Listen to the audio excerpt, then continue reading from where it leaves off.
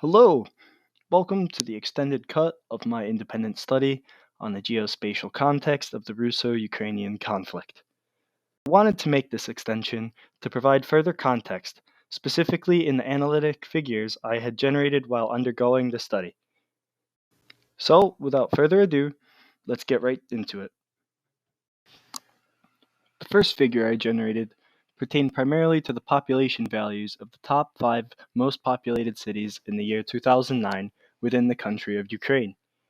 The populations were then symbolized by Ukrainian flags in distress, with graduated size being relative to population value. Also contained within the map are hydrological features such as primary rivers like the Dnieper River, as well as lesser popular hydrological sources. In addition to hydrology, I also provided symbology for common roadways, as well as railroads. Afterwards, I used proximity to Russia as a selection variable and was able to extract hydrological entry pathways which led from Russia into Ukraine.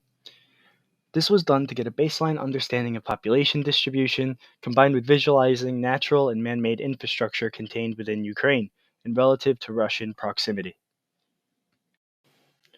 The second figure I generated is a map showing the subnational administration districts which surround the country of Ukraine. This was done primarily to develop a geospatial understanding of the geopolitical climate of Ukraine and its surroundings. Using similar techniques to the previous figure, I extracted river entry pathways. However, this time I included road infrastructure as well.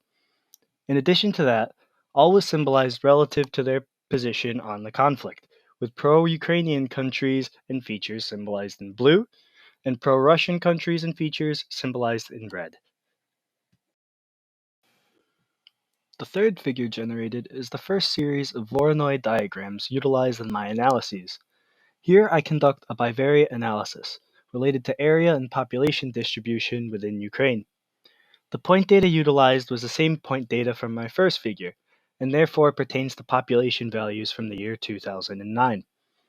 Nevertheless, this figure helps gain a relative understanding of distribution patterns and helps set the stage for understanding Voronoi resolution. The fourth figure I generated was done through manual data creation and tabulation. Once I realized the data I was using was over a decade out of date, I took it upon myself to manually place point features and individually investigate the 2021 population values of the respective cities. After tabulation, I generated another set of Voronoi diagrams, symbolized in graduated choropleth symbology. In addition to that, I provided two more seeds within the diagram, which would therefore increase the Voronoi resolution of the data. The fifth figure is really where Voronoi resolution takes place, and you can clearly see how the focal accuracy of the analysis is increased through adding the additional seeds.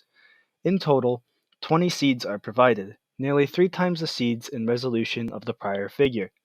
This series of diagrams was done to further refine the focal accuracy achieved in figure number 4, and to further display the concept of Voronoi resolution. The sixth figure, albeit seemingly unrelated to Ukraine, is in fact proving to be one of the more interesting figures of my conception. This map was done shortly after the creation of figure number 2, where upon the symbolization of subnational districts surrounding Ukraine, it was discovered that in the country of Moldova, east of the Dniester River, lies a pro-Russian separatist region known as Transnistria/Pridnestrovia.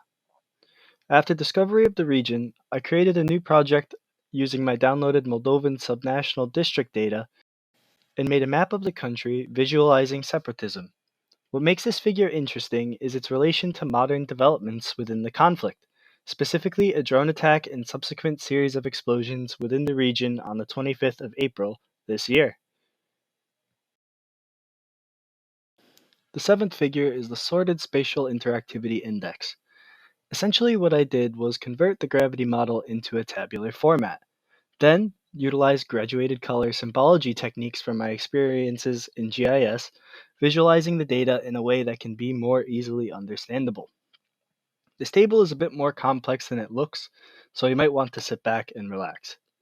Anyway, the gravity model is understood as the population of two places, multiplied, and then the result of that divided by the distance squared. Additionally, you may allocate the a variable for more specified analyses, such as economics or other variables, but for the sake of rawness of data, a was equal to 1 in my calculations. Nevertheless, I wanted to provide more unique mathematical calculations than what was pre-existing, while still preserving the original method as well. I did so through having two sets of equations. However, the equation that is visualized through the graduated symbology is the proper gravity model. The mathematics behind the table is as follows. Raw pop equals pop 1 multiplied by pop 2. SIIV, or the spatial interactivity index value, is equal to raw pop divided by distance. Notice here how the distance is not squared. I did this purely experimentally to see the mathematical effects of having the distance squared, and also to show the importance of following equations properly. GMR, or gravity model results, equals population 1 multiplied by population 2 divided by distance times distance. Notice now the allocation of the squared distance, and therefore is the proper calculation of the gravity model. A keen eye might notice that pop 1 and pop 2 values, even if they are the same city, do not have the same value. This was done purposely, utilizing differences between the population values of 2021 and 2009 and order permutation of data to ensure all possible combinations were contained and visualized. Why, you might ask? This was done in a type of mathematical simulation, which would be simulating, or more so considering, the varying population values relative to displacement from the conflict. The differences in values between 2009 and 2021 would be representative of both displaced individuals seeking refuge, as well as civilian mobilization for defensive or offensive countermeasures. FGMR, the formatted gravity model results, show the GMR value divided by a classifying value of 10 million. This was done to create more workable numbers for future calculations, which would eliminate the necessity for scientific notation. Thank you for taking the time to view this extended cut, and if you're looking for future updates or even some of my other projects, please feel free to click on the link below and view the story map timeline that helped my organization and documentation of events. On the story map, you will find various interactive Esri dashboards that use the very same data shown throughout the analysis.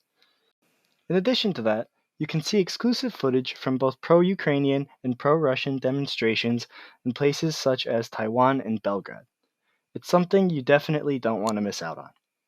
Anyways, thanks again for viewing, and make sure to share this information along with friends and family if you think they might find it interesting or informative.